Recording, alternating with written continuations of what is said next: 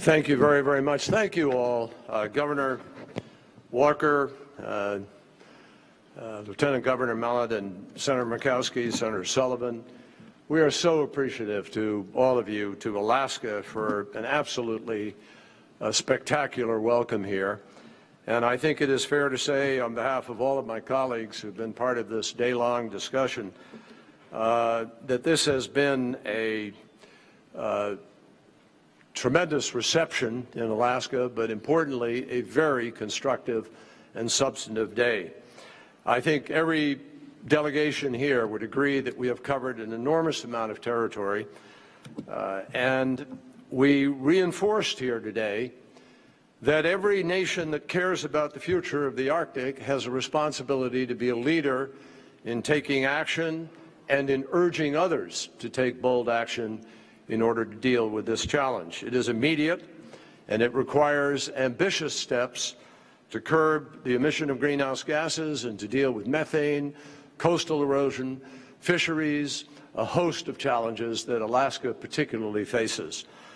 There is no mystery, as we saw reinforced in very dramatic presentations by a number of scientists, no mystery at all about what a failure to act would mean. We can already see it. We can already measure it. And Alaskans are living it every single day.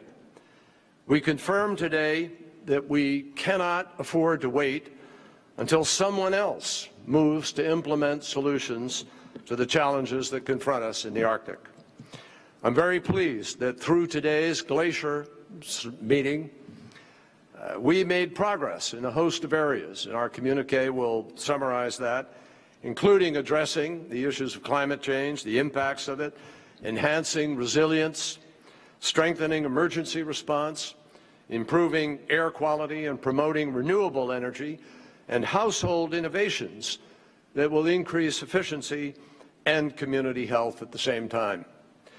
Everyone in this room, those here at the circular table and those in the audience, are connected to the Arctic in some way. And so are all of the citizens that we represent.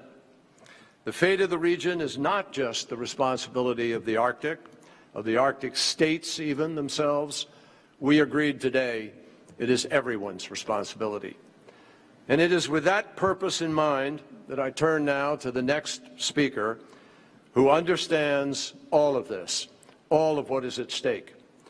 The threat posed by a changing Arctic has long been a top priority for President Barack Obama. He has repeatedly defined climate change as one of the great challenges that we face in this century.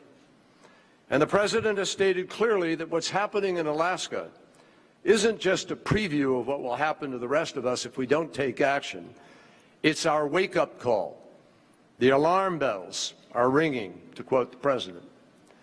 Since 2009, President Obama has demonstrated repeatedly that he is committed to meeting this challenge before it's too late, not with words, but with actions. That's why he put forward a national strategy for the Arctic region that establishes a comprehensive and long-term vision for our Arctic engagement.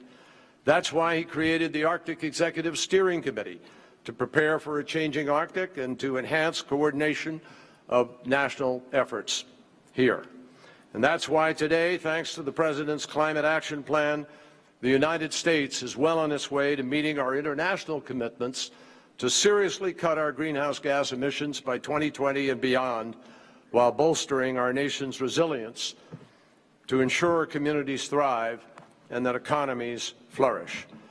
And that's why he has prioritized so many other things, including, I might add, not a small symbolic step, the renaming of a famous mountain, and I think we could say that Denali never looked better than it does today.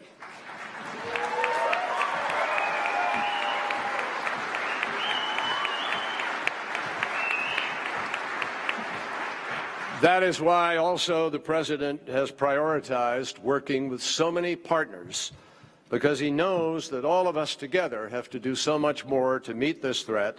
We have to do it now, and it will not be done without our concerted global commitment. Ladies and gentlemen, the President of the United States, Barack Obama.